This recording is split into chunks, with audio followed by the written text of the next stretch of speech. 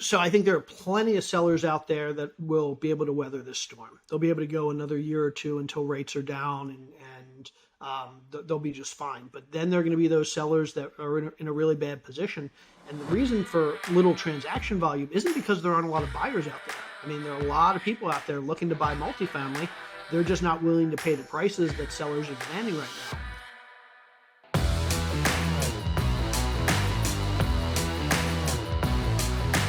Welcome to the Bar Down Investing Show. Here are your hosts, Kyle Wilson and Jay Scott. Well, hey there, and welcome to another edition of the Bar Down Investing Show. I am Kyle, still Ashley Wilson's husband, and I'm here joined with my bestest friend again. He's my bestest friend in the world, the Florida fanatic himself, Mr. Jay Scott. So all those other people refuse to hang out with you now, so I regained the title? Yeah, we hung out last weekend, and I realized they weren't as cool as you, so you awesome. Regained the spot. I'll take it. Hey, you got anything, any wins to talk about this week? So let's see, wins.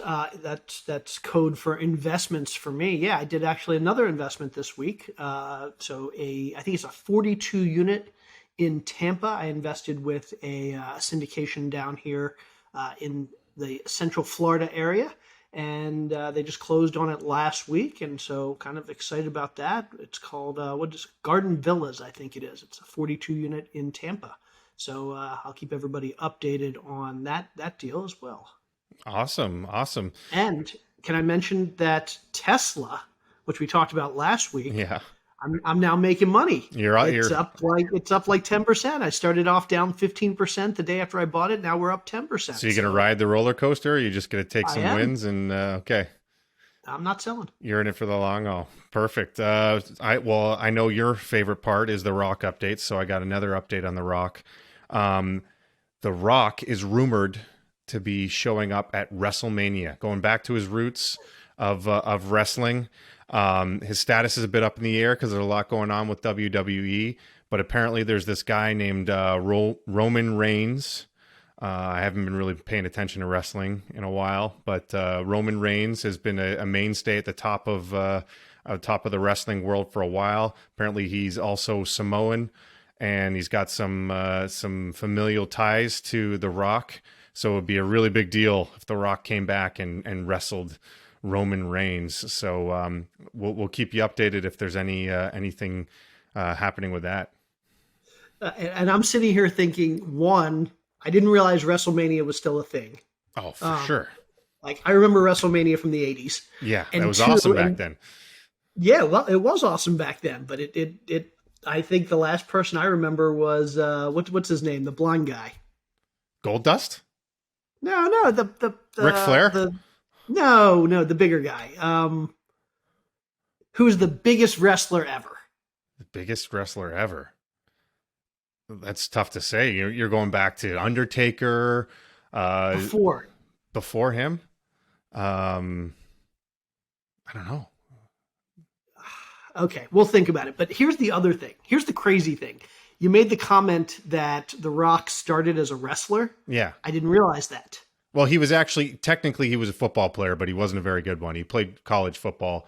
And then his dad was actually a wrestler, and he followed in his dad's footsteps and became a wrestler as well. So that's, there you go. A little tidbit. I thought after all these updates, I thought you'd get more into The Rock and look up his history maybe. And he's got a TV show. I just assumed he was he was a movie star. No. And Hulk Hogan. That's who I was thinking. Oh, yeah. Of course. Hulk Hogan. I don't know how I forgot. That's my knowledge of pro wrestling. Yeah, Hulkamania. Yeah, okay. Perfect. All right, let's get into some real stuff with some headlines. A lot of talk with this Inflation Reduction Act about all the energy investments. So people are talking about electric vehicle chargers and whether or not that's going to make its way to commercial real estate. Is there an investment opportunity there? What do you think? Well, I think that's interesting because I know one of the big issues that a lot of commercial real estate, especially retail, has these days is like just getting people in the door. Everybody's going to Amazon and ordering online, and people aren't shopping retail as much. But you can imagine if like some of these shopping centers start putting electric car chargers like in their parking lots. Well, you give people a reason to actually stop in these stores. So I could see this being a boon for like retail. And I know the article that you're talking about, and I think there was something in there about like gas stations like starting to pick up on electric vehicles, because a lot of these gas stations are making money. They're making more money off their retail side than they are off their gas. So yeah, I could see that being a good opportunity as well. Yeah, I think they need to be a little bit more strategic about it.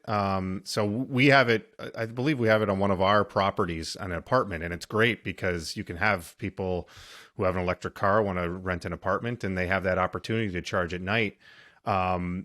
Because eventually I think, like, we have an electric car, and the way we use it was we charge it up every night to 70 or 80%.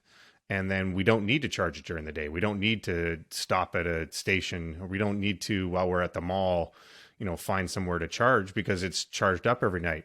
And the only time we really need to charge outside of our house is if we're going on a road trip. So it makes sense to have them on these like major highways, major intersections of major highways, service centers. You've seen it come in a little bit more at service centers. It makes sense to have that. So I think it's a great opportunity for apartment complexes where people live, things like that. But I don't know about the longevity of just normal gas stations and stuff, because I don't know who these people are that go out to the mall and without enough charge to make it home. Like I just can't see myself doing that. Yeah, but there are a lot of people. I mean, I had an electric car for a long time, and there are a lot of people who they don't necessarily think of it as I need to charge. But if I'm at the mall, or if I'm at the grocery store and there's a charger there, hey, I'm going to use it.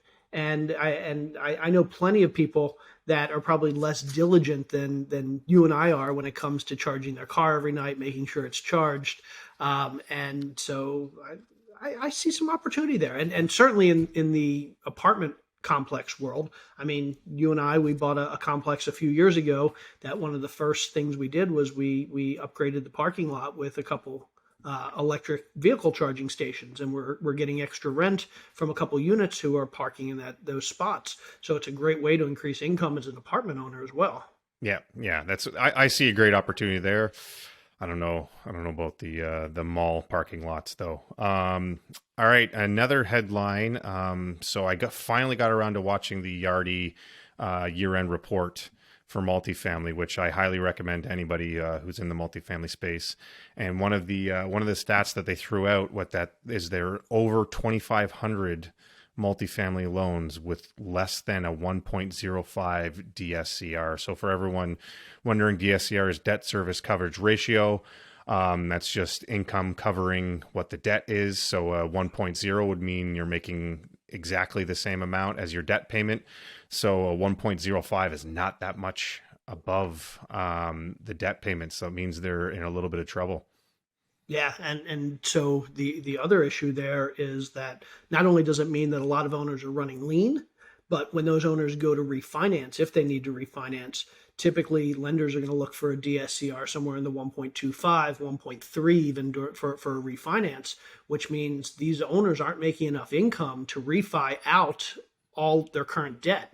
So they have two choices. They either don't refi, or they have to figure out a way to bring money to the table. They have to raise more money, or they have to do something to cover that extra cost that the refinance isn't going to cover on their refi. And so, yeah, this is going to put a lot of sellers in a tough situation. Again, not just those that are running lean, where a couple months of surprises or extra expenses could make them cash flow negative, but those that are coming up against a refi may be in a position where they might have to sell. Yeah, I think we could talk in depth about this. So do we want to put a preliminary issues list stamp on this one? Yeah, I think that's a good idea. I like this one for the issues list. Okay, well, but the next one, though, it's pretty cool.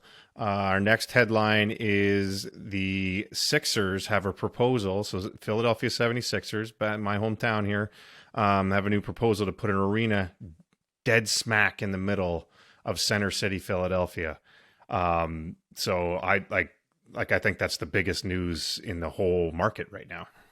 Is there nothing currently dead smack in the center of Philadelphia? What do I mean? Well, Where are they going to put it? And so that lends to, the shifting landscape is they have this block long section where the Fashion District Mall on Market Street between 10th and 11th, it's become a little bit dilapidated. It's kind of it's a weird mall where it doesn't really fit. It feels like a suburban mall, but it's right downtown.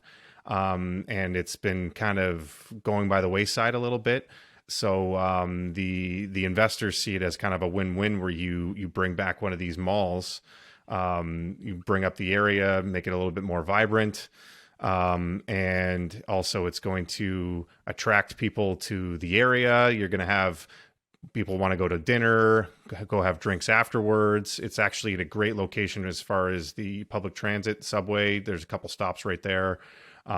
So I think it would be a huge win. It's going to take a while. We still got permits and stuff like that. Well, I don't care about Philadelphia sports. Sorry for the blasphemy. But from my perspective, the interesting piece here is just this trend we're seeing towards repurposing commercial. We're starting to see malls that are getting closed down and being repurposed into warehouse space, being repurposed into apartments. In this case, one that's going to be either repurposed or knocked down and turned into a stadium. And I think that's going to be a big driving force in commercial over the next couple of years as we see these trends in office space and retail and moving towards more multifamily or single family or industrial or warehouse space. We're just going to see these trends of a lot of space going allocated to one type of commercial needing to be allocated to others. And I think we're going to see a lot of repurposing over the next couple of years. Yeah. Our buddy, AJ Osborne does it with self-storage where he'll take like an old, you don't see many Walmarts, but what are the other one? Kmart's, like a Kmart that's shut down and converted into self-storage. And it's still in the zoning approval phase before they break ground. And it's like an 8-year project once they actually do that. So who knows, maybe it might not come to fruition, and we'll call up AJ and he'll put some self-storage in there or something. But it sounds like you don't want to, you don't want to push that to the issues list. So fair enough. We could talk about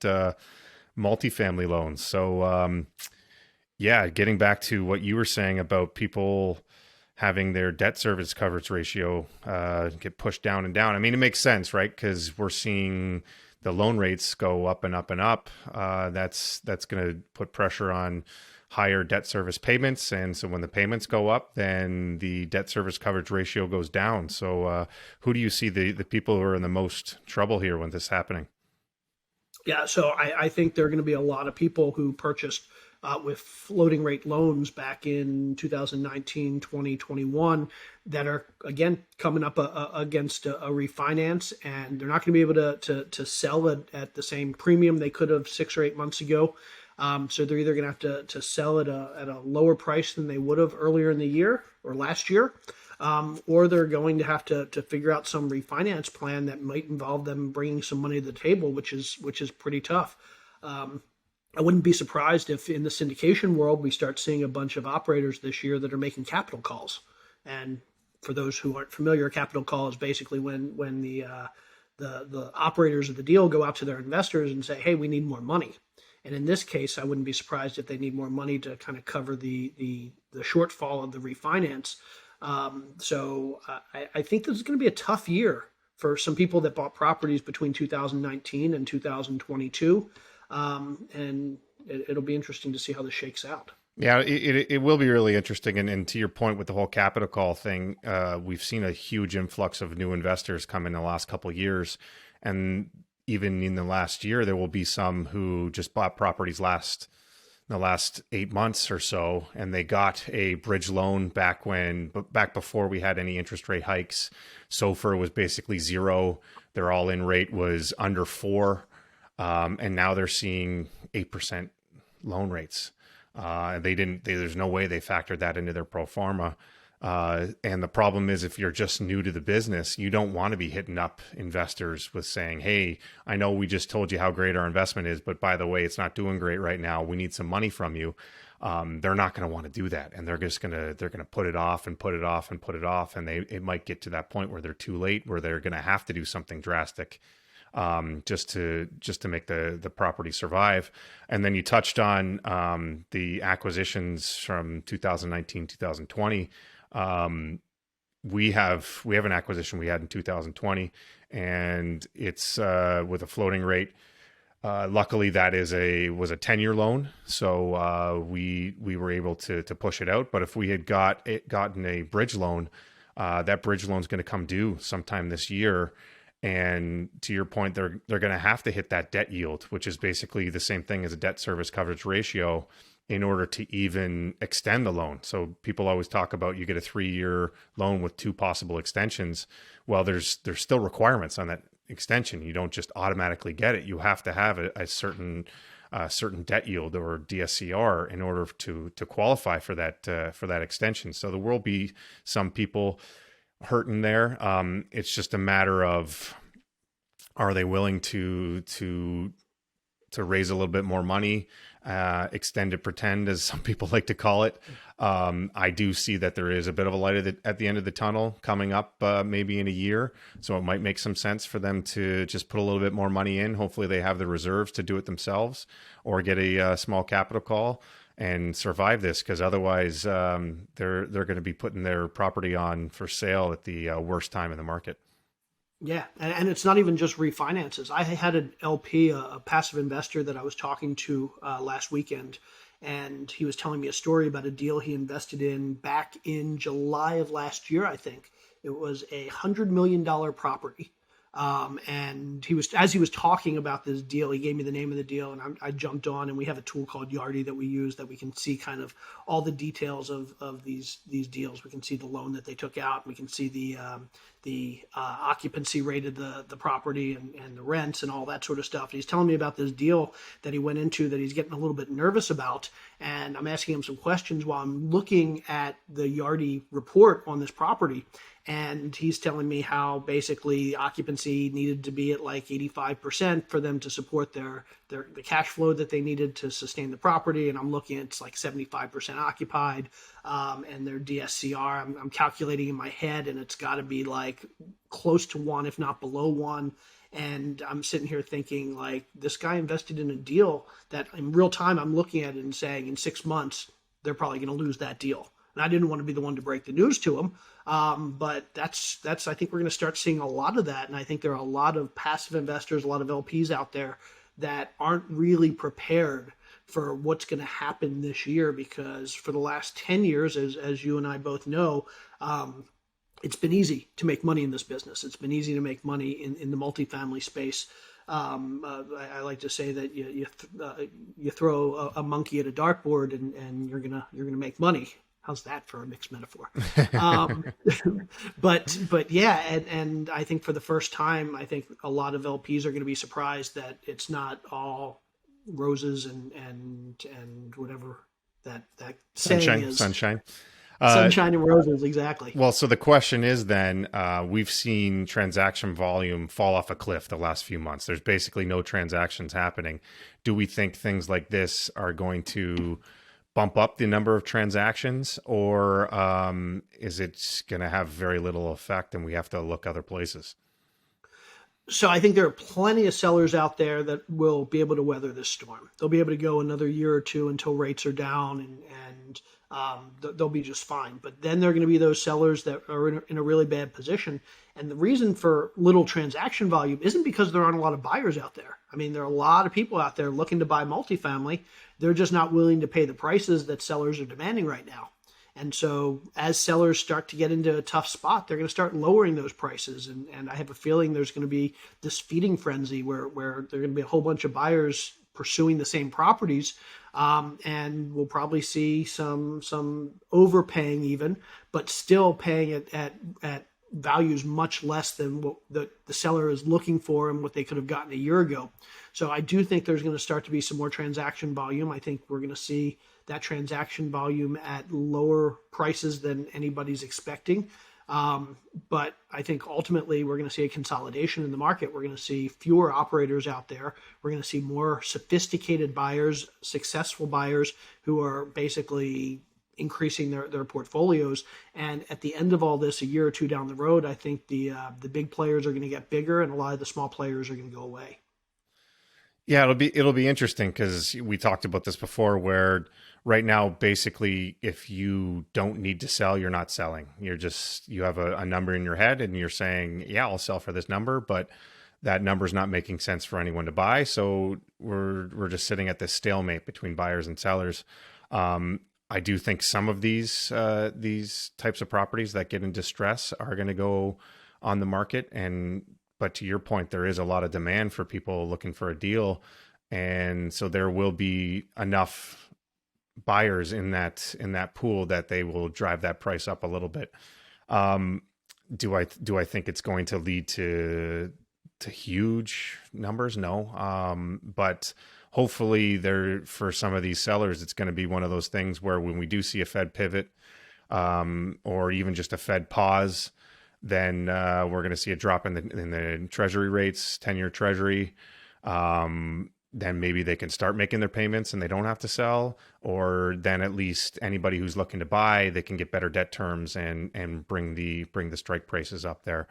So I don't, for anybody waiting around thinking that, oh, this is going to be the time to get the deal of the century, I don't think so. But as far as getting your foot in the door, if you are new and you new to the industry, brokers aren't doing anything right now.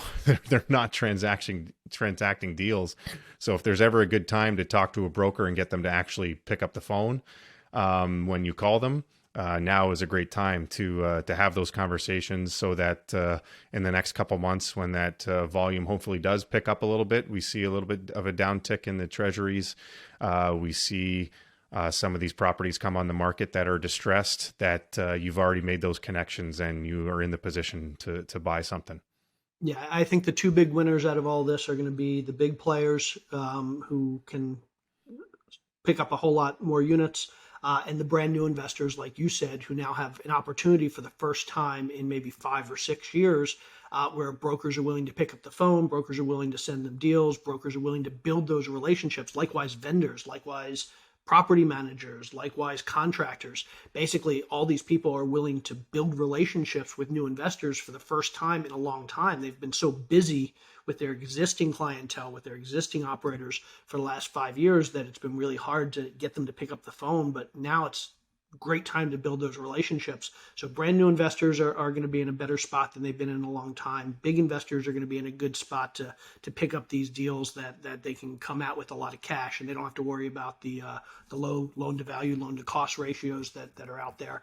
And I think the losers in all of this are going to be those who started in the last year or 2 or 3, weren't very diligent about their underwriting, aren't necessarily very diligent with their asset management. They don't know how to run these properties. They don't know how to deal with these issues that they never expected would happen. They didn't have mitigation plans for interest rates going to 8%. They didn't have mitigation plans for rate caps like tripling or quadrupling or 10 timesing. They didn't have mitigation plans for not being able to refi. And so those are the people that I have a feeling are going to be the big losers in all of this. So, but there will be a lot of opportunity for a lot of other people. So, and high interest rates do lend to other opportunities, like assumptions. Assumptions are a great thing to look at. Assumptions are tough. We've done 2 of them, and the one assumption took, what was it, 6 months? So it's not without its kinks. But if you can assume one of these loans that's a fixed rate that's in the 3s, sometimes one of ours is even in the 2s, 296 or something we got on the one loan by assuming it. There's still opportunity there where you can find debt that is lower than these cap rates. So if you can get a little creative with what you're looking for and how you're structuring your capital stacks, there's still opportunity. Yeah, and people are going to start to hear this term negative leverage a lot more in the near future, and there's going to be a lot of discussion about why people are struggling because of negative leverage. And I think I'm actually going to write an article on this. So anybody that's not on my newsletter go to bardowninvestments.com/newsletter. Get in my newsletter because I've written a lot about this topic and the risks that a lot of multifamily investors are facing, and I'll continue to write about that because I think it's if you're getting into the industry right now, these are things to be aware of. And if you can do a good job of recognizing the risks and going into deals with a mitigation plan to handle those risks if they jump out at you, again, I think it's going to be a great opportunity for new investors to jump in over the next couple of years. There you go. Nice little plug to get your newsletter viewers.